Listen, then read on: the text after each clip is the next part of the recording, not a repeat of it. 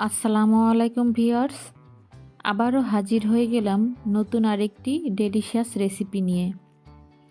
আজ তৈরি করে দেখাবো চাল কুমড়ার মোরব্বা। যে কোনো ডেজার্ট আইটেম তৈরি করতে এই মোরব্বাটা খুব ব্যবহার করা হয়ে থাকে। কেক, পায়েস, ফিরনি, জর্দা এই ধরনের মজার মজার ডিশ তৈরি করতে এই মোরব্বাটা অনেকেই ব্যবহার করে। অনেকে এটা বাজার থেকে কিনে এনে ব্যবহার করে, তবে যদি নিজেরাই বাসায় তৈরি করে রেখে দিতে পারেন তাহলে জিনিসটা অনেক সুস্বাদু হবে খেতে, আর স্বাস্থ্যকরও হবে। চলুন দেখে নিই আজকের পুরো প্রসেসটা, কিভাবে আমি এটা তৈরি করি। এটা তৈরি করা খুবই সহজ, কিন্তু একটু সময় সাপেক্ষ আর প্রচুর ধৈর্যের প্রয়োজন। মোরব্বা তৈরি করার জন্য এখানে আমি এরকম একটা পাকা চাল কুমড়া নিয়েছি। কচিটা দিয়েও তৈরি করে নেওয়া যায়, কিন্তু সেটা বেশি দিন সংরক্ষণ করে রাখা যায় না। পাকাটা দিয়ে তৈরি করলে আপনি দীর্ঘদিন ফ্রিজে রেখে সংরক্ষণ করতে পারবেন। চাল কুমড়া পাকা কি না তা বোঝার জন্য চাল কুমড়ার গায়ে পাউডারের মতো দেখতে পেলে আর ভিতরের বিচিগুলো যদি ব্রাউন কালার হয় তাহলে বুঝে নেবেন চাল কুমড়াটা পাকা। এই পাকা চাল কুমড়াটাকে আমি বড় বড় পিস করে প্রথমে কেটে নিয়েছি। এগুলো থেকে আমি 4 পিস নিয়ে মোরব্বা তৈরি করব, আর বাকিটুকু আমি রেখে দিব। প্রথমে চাল কুমড়ার ভিতরের বিচিটাকে খুবই ভালো করে কেটে চেষে ফেলে দিচ্ছি, দিয়ে এর শক্ত অংশটা রেখে দেব। তারপর চাল কুমড়োটার খোসাটা খুব ভালো করে ছিলে নেব। দেখুন, সবগুলো আমি এভাবে ছিলে নিয়েছি। এবার একটা কাঁটা চামচের সাহায্যে চাল কুমড়োর গায়ে এভাবে খুবই ভালো করে কাচিয়ে নিচ্ছি। এমনভাবে কাচাতে হবে যেন এটার প্রত্যেকটা অংশে ফোঁটা হয়ে যায়। এতে করে এর মধ্যে মোরব্বা তৈরির সময় চিনি শিরাটা ভালো করে ঢুকবে। দেখুন, আমি আপনাদের একটু কাছ থেকে দেখিয়ে দিচ্ছি। উপর নিচে সব দিক থেকেই এভাবে কাচাতে হবে।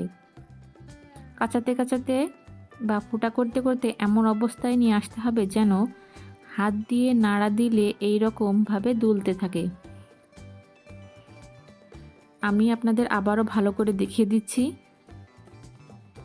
এবার একটা বাটিতে আমি পরিমাণ মতো পানি নিয়েছি এবং এর মধ্যে দিয়ে দিচ্ছি 1 টেবিল চামচ চুন। চুনের পানির মধ্যে আমি চাল কুমড়োটার ভিজিয়ে রাখবো 8 ঘন্টার মতো।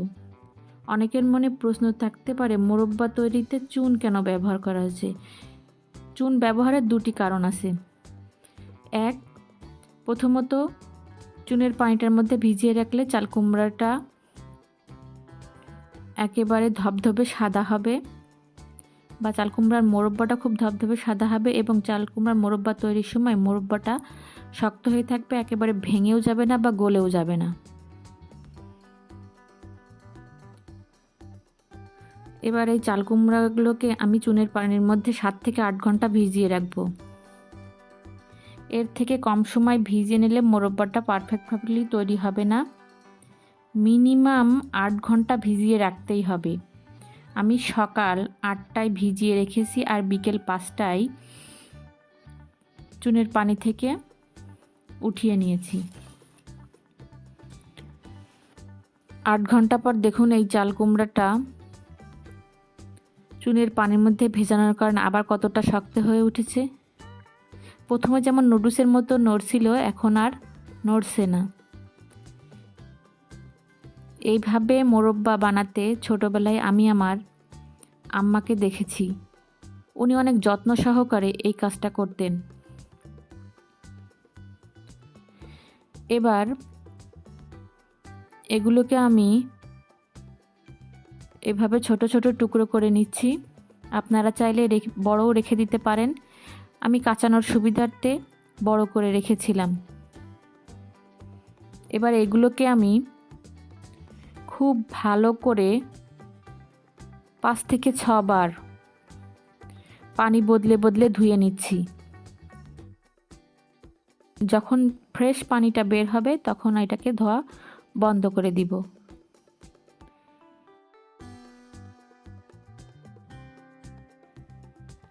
এবার একটা হাঁড়িতে আমি পরিমাণ মতো পানি নিয়ে এর মধ্যে চাল কুমড়োগুলোকে 30 মিনিট ভালো করে সিদ্ধ করে নিব। এমন করে পানি দিতে হবে যেন পিসগুলো ডুবে থাকে। আধা ঘন্টা পর একটা টুথপিকের সাহায্যে চেক করে নিচ্ছি 90% সিদ্ধ হয়েছে কিনা। যদি না হয় সেক্ষেত্রে আবারও 10 থেকে 15 মিনিট সিদ্ধ করে নেবেন। এবার পানি থেকে তুলে এক এক করে সব টুকরোগুলোকে তুলে নিচ্ছি আর এক্সট্রা পানিটা ফেলে দিচ্ছি। ওই একই পাত্রে আমি আবারও গরম অবস্থায় চাল কুমড়োটা রাখবো আর এর মধ্যে দিয়ে দেব 4 কাপ চিনি আর 5-6টি এলাচ। এলাচটা দেওয়ার কারণে চাল কুমড়ার যে কুমড়া কুমড়া গন্ধটা থাকে এটা আর থাকবে না। এগুলো দিয়ে আমি প্রায় 1 ঘন্টা এভাবেই রেখে দিব, কারণ কুমড়োটা থেকে বেশ কিছু পানি বের হবে আর চিনিটা গলেও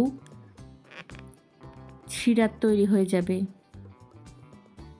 যেহেতু চাল কুমড়াটা এখনও গরম অবস্থায় আছে তাই এর গায়ে থেকে যথেষ্ট পরিমাণ পানি বের হবে। আপনারা চাইলে আগে থেকেই চিনি শিরাটা তৈরি করে নিতে পারেন। এবার এটাকে আমি চুলায় মিডিয়াম আর লো আছে প্রায় 1 ঘন্টা ভালো করে জাল করে নিব, যতক্ষণ পর্যন্ত শিরাটা শুকিয়ে চাল কুমড়ার মধ্যে ঢুকে না যায়। চুলার জালটা অবশ্যই মিডিয়াম আর লো আঁচের মাঝামাঝি রাখতে হবে, তা না হলে চিনিটা প্যানের সাথে ধরে একটা ক্যারামেলের মতো ব্রাউন কালার এসে যেতে পারে।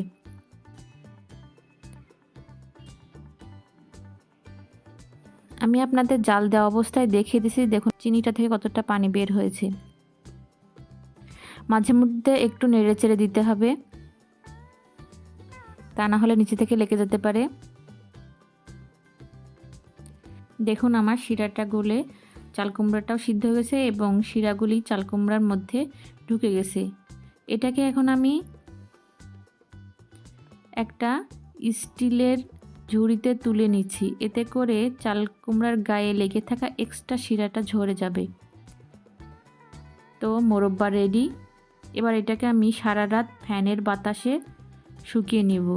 বাতাসে দিলেই মূলত মোরব্বার গায়ে চিনির শিরাটা শুকিয়ে জমে যাবে আর খেতেও মজা হবে।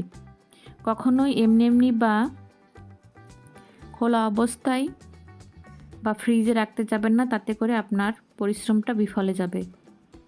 সারা রাত ফ্যানের বাতাসে শুকিয়ে নিয়ে দেখুন আমার মোরব্বাটা কত সুন্দরভাবে তৈরি হয়ে গেছে।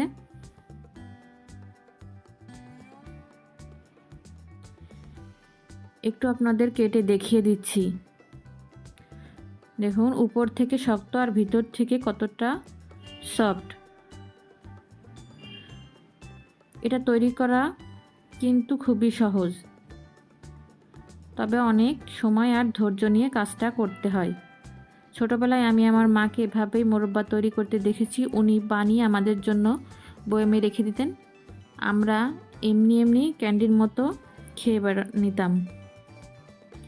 আশা করি আজকের রেসিপিটা সবার ভালো লেগেছে, আর ভালো লাগলে লাইক কমেন্ট শেয়ার করতে ভুলবেন না। আর চ্যানেলে নতুন দর্শক হয়ে থাকলে আমার চ্যানেলটা সাবস্ক্রাইব করে পাশেই থাকবেন, আর পাশে থাকা বেল আইকনটি প্রেস করে রাখবেন আমার চ্যানেলে আরও এরকম মজার মজার রেসিপি সম্পর্কে জানতে।